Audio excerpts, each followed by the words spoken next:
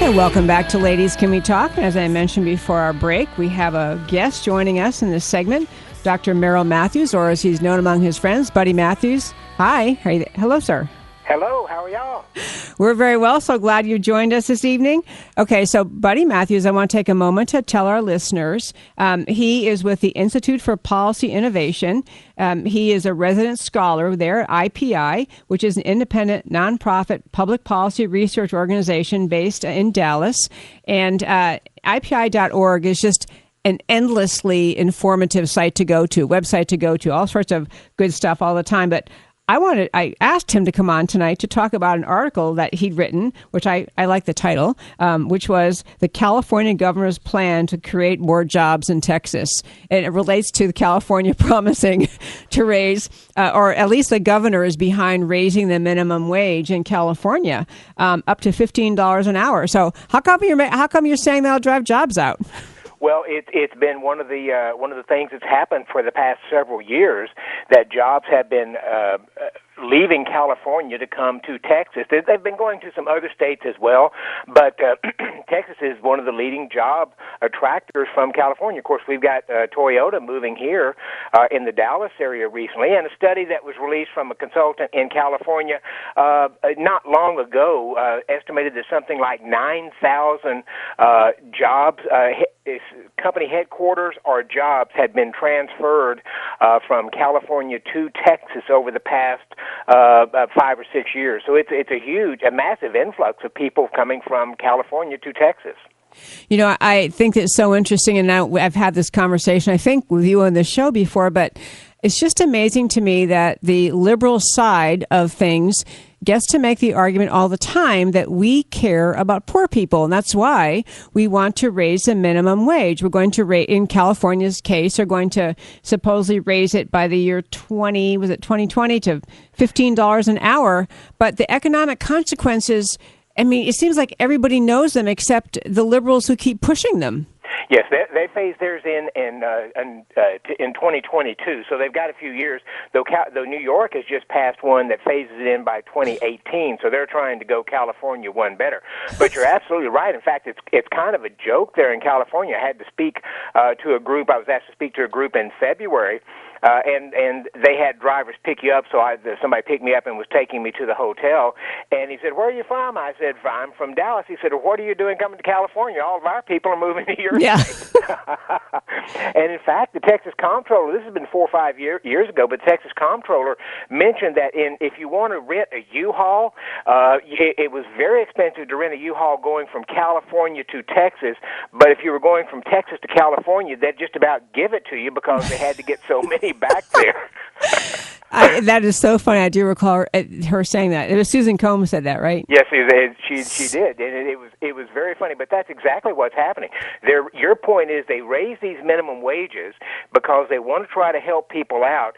They end up costing jobs as people leave California and move someplace else because of the minimum wage, because of the regulations, because of the high taxes. So it's not just the minimum wages; it's a high cost that's driven by those things and by the regulations. So it's driving people out of California. And my point is that Governor Abbott and Governor Perry have done a lot to try to create jobs in Texas, but nobody's done a better job of doing that than Jerry Brown. I love that point. And, you know, I really do want to kind of put a bow on this point for some of our listeners, because I do think if you haven't ever studied economics and you just think that pay is about being nice or paying someone well enough to live a certain way, they may not have thought through why it is that raising minimum wages causes people, it really hurts low-income workers more than any, but that what flows through a workplace, once you force the lowest paid people to be paid more than their worth to the business. But then if you could just do the little connect the dots, what happens in a business when that happens? What does an employer do to respond? Well, one of the things employers do is they move to technology to try to offset the cost of it. And let's get all the cost. It's not just raising the minimum wage, because President Obama is requiring companies with 20 or more employees to provide health insurance. So if you had employees who are making minimum wage, that's about $7.25 an hour right now. 29 states actually have higher minimum wages than the federal minimum wage. But if you're making $7.25, that's about $15,000 a year. If you're going up to $15 an hour, which is what California passed, you're up to over $30,000 a year. And then if you add $3,000 to $4,000 to $5,000 in addition for the employee to have health insurance, it becomes where an employer might have said, I want to hire people, I want to have these people working here. At some point, the technology of being able to go to a kiosk or doing other things of that nature so that they don't have the employee there just offsets those costs, and those kiosks never ask for a raise. That is, that kiosk, and they've been talking a lot about robots also, and how robots could begin replacing, the fast food worker. You walk into McDonald's or whatever fast food place, and instead of talking to someone, you just push a few buttons. I mean, and that, it just seems like this would occur to people who are pushing for this $15 an hour minimum wage at fast food places. It's the same thing. And one of the ironies that's happening here is that liberals have complained about offshoring. That is, companies sending their jobs to other countries in order to be able to get cheaper labor. And as time progresses in those countries, the new jobs come in, their economies begin to develop, wages tend to rise. That's happening in China right now, and as a result, it makes it less beneficial to do that, and that sort of brings the jobs back, unless you as a state or as a city say, well, let's just raise our minimum wage again. Yes. They can't learn that lesson. And this whole thing of catering to a voting public who would like to have policies like raising minimum wage, it's so self-defeating, because you do get people who are economically ignorant saying, yeah, I'm for Jerry Brown, he's going to raise minimum wage. But the Jerry Browns of the world, I think a lot of elected Democrats, they actually know that this won't help, but it helps them keep their political power. I mean, they don't ever connect the dots for people. Well, I want to turn also, I think I sent you this article, but all this talk about minimum wage can sound abstract, like, well, that you're just saying these economic benefits or, bad reactions could happen.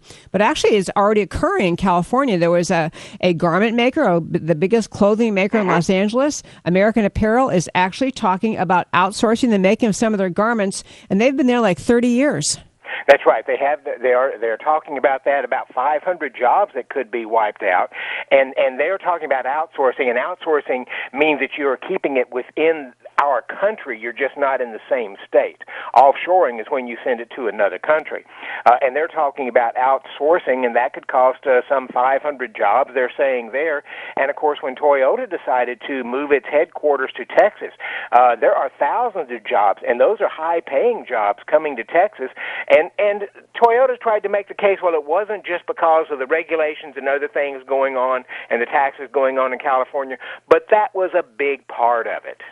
Oh, absolutely. And when you think about an economy like in Texas, you bring Toyota in, and so that it is not just that they have a bunch of employees who are now earning money in Texas and paying taxes, but all the services that surround the increase in population, all the additional stores and service providers, and it multiplies itself to have a big business like Toyota come here. So it's not just the people. There is a multiplier effect. About 5 years ago, I was at a conference of state legislators in San Diego, and Governor Perry was speaking there, and they asked the Texans to speak up, to sit up toward the front, so I did, and there was a man sitting next to me, and I was sitting at the table next to the governor, but the man sitting next to me said, well, I've actually got a meeting with the governor afterwards, and he said, I've got a financial services company here in San Diego. I've got 250 employees, and I'm going to go talk to the governor about moving my company to Texas. He said, because I cannot live. He didn't have minimum wage people, but he said, I can't live under the regulations and the taxes that they're imposing upon me, so we're going to pack it up and move our people to Texas.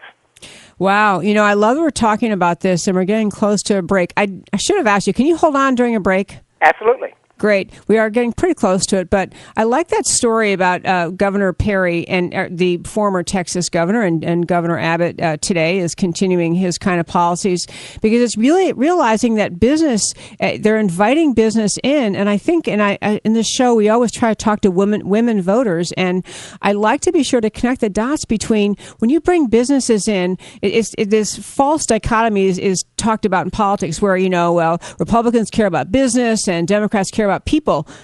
But businesses are people, and businesses employ people, and businesses provide for a tax base that allows a person to thrive and it allows a state to thrive. Just all of it. Businesses are people, and they actually are what employ people. And so really, if you care about especially the poorest among us and those seeking jobs, you ought to be a rock solid, conservative, pro-business voter. A few years ago, I was talking to the editor of Chief Executive Magazine, and I'll tell you when we get back. Okay, we're going to zip off to our break. We are talking with Dr. Merrill Matthews, Buddy Matthews of the Institute for Policy and Innovation. You'll come back after the break. And welcome back to Ladies Can We Talk? We still have on the line with us tonight Dr. Merrill Matthews, Buddy Matthews, who is a brilliant in many ways, a great speaker. He's also a resident scholar with the Institute for Policy Innovation, IPI. And they're an independent, nonprofit public policy research organization based in Dallas. So I told you, Buddy, that I just love the title alone is fun, but the title of one of the piece you wrote recently called "Tax Avoidance is Patriotic." So take it away. Tell us why you say that. Well, President Obama is out talking about what he terms economic patriotism. And that's the term he's developed to try to say companies, individuals, but really companies should be paying not what they owe in taxes, but what they could pay in taxes, the highest they could pay. And I argue that of tax avoidance is actually patriotic. And this isn't new. From the IRS, I'm reading from the IRS now. The IRS says avoidance of tax is not a criminal offense. Taxpayers have the right to reduce, avoid, or minimize their taxes by legitimate means. Tax evasion, by contrast, that is illegal, and that's when you're hiding assets or not reporting income and other things. And the president seems to keep talking like people are evading taxes but he uses the term tax avoidance. And I argue that tax avoidance is exactly what we should do. First, because the Constitution limits the federal government to enumerated powers, and yet our federal government over the past 200 years has continually grown, doing all kinds of things it has no power to do. And so by starving the beast, by not sending any more money to Washington than you have to, you actually help keep that government smaller than it otherwise would be. You also impose, by using these complications, what the president calls loopholes, all these tax things that our tax code is so complicated and difficult, by relying on those, you're creating a lot of frustration in Washington to where there's actually some movement, both from Republicans and even Democrats, to simplify the tax code, get us to a lower, flatter tax code without so many breaks. I would be for that. The president doesn't want to go low enough, but you sort of create that kind of pressure. And then third, the president seems to think that by giving money to the government, you grow the economy because he gets to spend it, when in fact the private sector is what grows the economy. So the less money you and I and your listeners give to Washington, and we use that money to save, invest, or spend, the more we're growing the economy. And the economy just simply has not grown very well under President Obama. I think that is just brilliant. Again, I'll tell our listeners, we're speaking to Dr. Buddy Matthews, and what he just described, the piece he wrote, which is called Tax Avoidance is Patriotic. I will put this up on the Ladies Can We Talk Facebook page and on our website. I urge you, if you haven't gone to the Ladies Can We Talk Facebook page, go to the page, like it. We have lots of lively discussions. We even have liberals getting on chewing us out periodically. And the Ladies Can We Talk website, I put a link up to this story. I kind of liked your term, we'll starve the beast. We'll just simply not give the federal government any more money than we have to. And also you make this reference to it's a tool for fighting big spending liberals. If liberals had to live with less money in the government because we chose legal actions that cause us to not to owe as much tax as we might otherwise, we're helping. And it's like a political statement. I love it. It absolutely is. And, of course, just the fact that we aren't sending more money to Washington hasn't kept the liberals from spending more money. They are spending more money, but at some point there's a sort of a pressure on the federal deficit and the federal debt. Those are two different things. And that puts a little bit of pressure on them to keep spending under control. And they haven't done very well, but it does put some pressure on them. So I would argue that as little as you can pay in taxes legally, your listeners should pay as little as they possibly can and keep that money in your pocket, which is going out to other consumers or investing and not in the government's pocket. Because the president has proven he has no idea what to do with that money. He keeps giving it off to crony capitalists and putting it in places where they end up losing money or throwing it away. Absolutely. We could talk on and on at another time about all the ways in which this current administration has spent hard-earned money, private citizens' hard-earned money paid to the government in tax dollars for all sorts of boondoggles, and especially in the environmental arena and the solar energy and other energy arenas, just completely wasted taxpayers' money. And, really, I said in this previous segment before you came on that taxes are a moral issue. They're not really just economic issue. They're not really just money in your pocket. But they're a moral issue about the idea that people who work hard and achieve and succeed and are paid, the idea that the government takes it away from you, it should be for a right reason that has to do with what the government's purpose is, and not just because they can think of ways to spend it if you'll give it to them. Well, I think that's right. And, of course, if the government were limited as the Constitution limits it, it would be taking away very little money because it would have so few things that it would be able to spend it on. That is a great closing statement. Dr. Matthews, thanks so much. It was great talking with you. Buddy Matthews, IPI, thank you so much for calling in. Thank you, Debbie.